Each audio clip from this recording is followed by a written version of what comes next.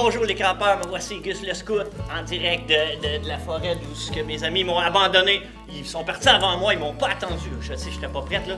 Mais grâce à ma technique de scout infaillible, je les ai retrouvés. Et malheureusement, je suis en retard parce que je tenais ma carte à l'envers au début, mais c'est très beau l'Amérique du Sud. Alors sans plus tarder, allons rejoindre Laurent et Vladimir pour le défi barbecue.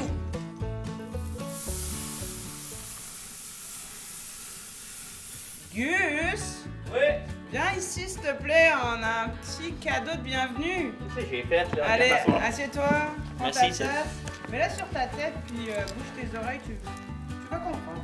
Ok, comme ça? Fais-nous confiance. Bouge tes oreilles. Ok. Bon Vlad, hé hé, on a 3 flèches, il faut qu'on tape dans la tasse et qu'elle tombe, ok? On y Si va. on vise ta tête, c'est correct. Bon Gus, t'es prêt? Te tourne pas, tu peux enlever tes doigts de tes Ouais. oreilles. Fais-nous confiance, ça va très très bien se passer. Toi, t'es prêt? Ok. Pour l'instant, je galère. 1, 2, 3, quoi? 3, oh je sais pas. Ow! Remets la tasse! Remets-la, Ow, man! C'est quoi ce jeu-là? C'est super drôle. Et moi, je joue plus, Le là. cadeau de bienvenue. Oh! Bon, allez! Oh, Vlad a gagné! Ah, Attends, mais- pour le plaisir! Oh, moi- Pour le plaisir! Aïe, aïe, Laurent! Hey, sais-tu pourquoi j'ai trouvé le campement? C'est pas à cause de ma technique de cartographie de scout. C'est à cause que ça sentait le brûler, puis j'étais sûr que c'est toi qui cuisinais, Laurent. Bon, Ouais. en tout cas, bienvenue, Gustave! Ah, merci. Le savais-tu? La lave est une roche. Elle devient liquide lorsque le volcan est en éruption, c'est-à-dire un peu comme quand le volcan explose. Et là, ça fait une éruption et la lave sort. Mais elle est entre 700 degrés Celsius et 1200 degrés Celsius. C'est très très chaud. Et lorsqu'elle sort du volcan et qu'elle fait le contact avec de l'air, de l'eau, elle devient dure et elle devient une roche volcanique. Le savais-tu que la plus longue coulée de lave était de 160 km et c'était en Australie? Le savais-tu?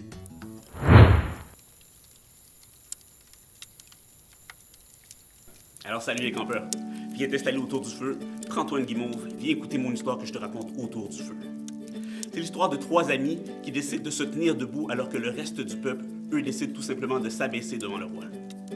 L'histoire commence alors que le roi de l'époque, le roi Nebuchadnezzar ou Nebuchadnezzar, ça dépend de la version de la Bible que tu as chez toi à la maison, décide de faire une gigantesque statue de lui pour tout le peuple. Mais pas une petite statue version grandeur trophée comme beaucoup de personnes ont à la maison. Là.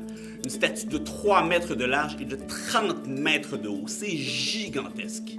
Et avec cette statue-là, il donne l'ordre à tout le peuple que quand ils entendent les instruments de musique, le son des tambours et le son de la trompette, de s'abaisser devant la statue et de l'adorer comme étant la seule autorité suprême sur toute la terre et que cette statue-là, qui représente le roi, représente comme un peu le dieu de l'époque. À chaque fois qu'ils entendent la trompette, ils doivent s'abaisser et celui ou celle qui ne le fait pas va être jeté dans une gigantesque fournaise, un gigantesque feu pour brûler. Au son de la trompette, le peuple doit s'abaisser. Moi, je me pose une question. Avec mon imagination fertile et débordante, je me demande, c'est quoi la musique qui jouait au son de la trompette? Est-ce que c'était...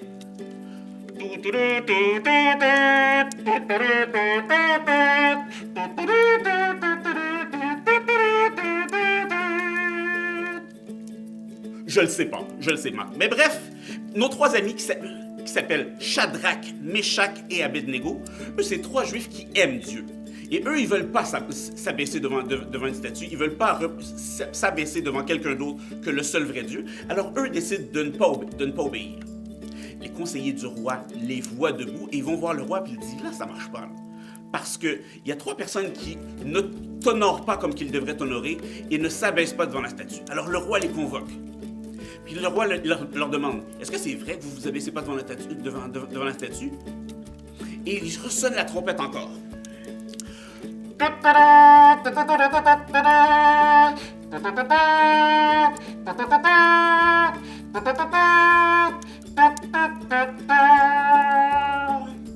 Et Shadrach, Meshach et Abednego décident de rester debout devant le roi et décident de désobéir. Alors Le roi n'a pas le choix parce que c'est sa règle et c'est sa loi.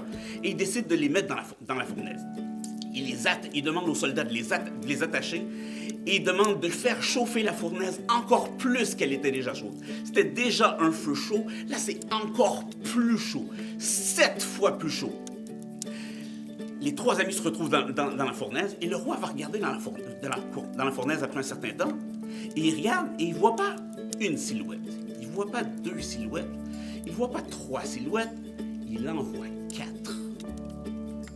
Il se pose des questions, puis les 4 silhouettes ont l'air de marcher dans le feu, ils n'ont pas l'air de brûler, ils n'ont pas l'air de souffrir. Puis là, il décide de les faire sortir parce que là, il comprend pas du tout. Et nos 3 amis ressortent de la fournaise. Pas une trace de fumée, pas une trace de cendre, pas une seule odeur de fumée. Et là, il réalise que la 4e silhouette, qui avait la forme d'un ange, qui avait la forme d'un dieu, les a protégés, Shadrach, Meshach et Abednego, de la fournaise.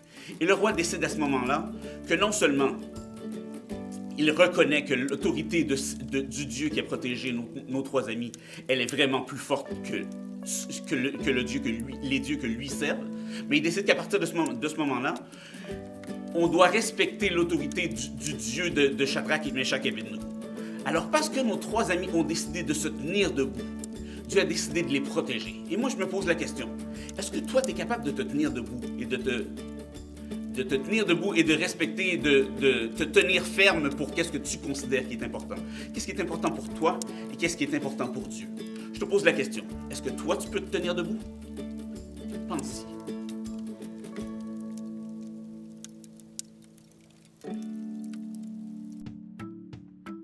Hey Laura, on joue un jeu.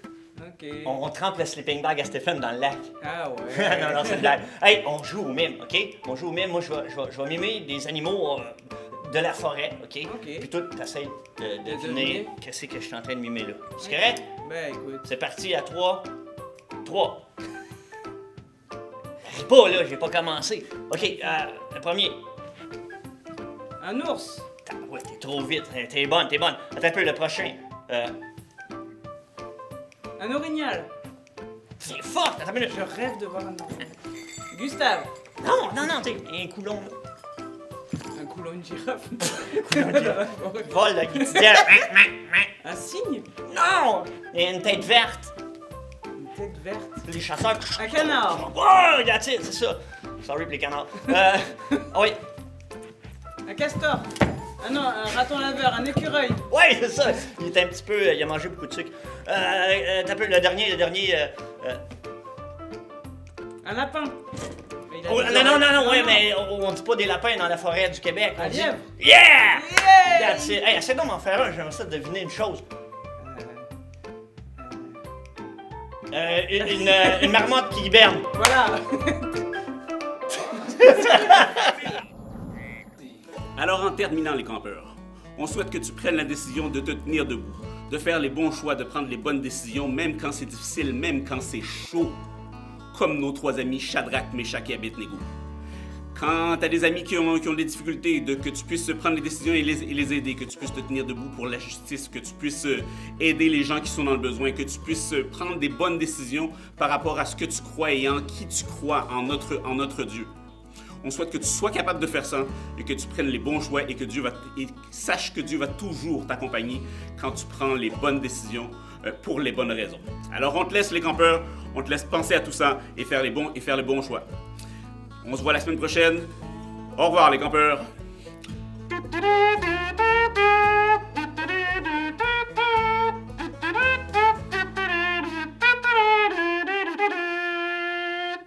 Bonne fête à quelqu'un.